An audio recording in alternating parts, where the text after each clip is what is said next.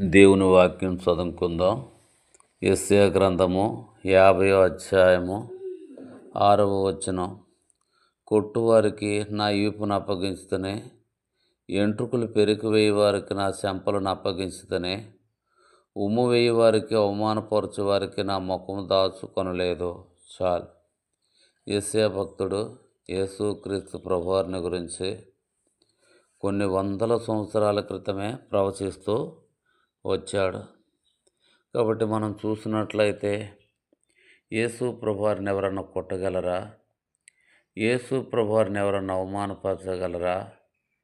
యేసు ప్రభువారి మీద ఎవరన్నా ముఖం మీద ఉమ్ము వేయగలరా? ఎవరు వేయలేరు. ఈ లోకములో లోకరీత్యా చిన్న చిన్న అధికారులు మనం చూస్తుంటాము. గ్రామముల కానుంచి, నియోజకవర్గాల కానుంచి, జిల్లాల కానుండి రాష్ట్రం వరకు మనం చిన్న చిన్న అధికారులను చూస్తుంటాము. వారిని ఏమన్నా మనం అనగలమా? అనలేము. అంటే ఏం చేస్తారు? మనల్ని ఉన్నపాటున శిక్షిస్తారు.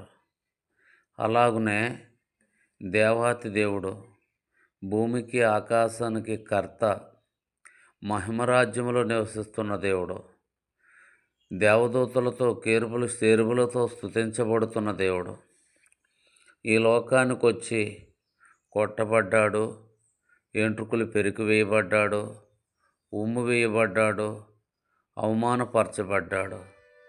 ఎందుకు అని మనం గమనిస్తే మనల్ని ఇష్టపడినాడు, మనల్ని కోరుకున్నాడు, తన రాజ్యములో మనం ఉండాలని ఆశపడినాడు. కనుక ఆయన మన కొరకే ఆ శిక్ష అంతా భరిస్తూ వచ్చాడు. ప్రభువు భరించిన శిక్ష మనదే. అందుకు దేవునికి వందనాలు.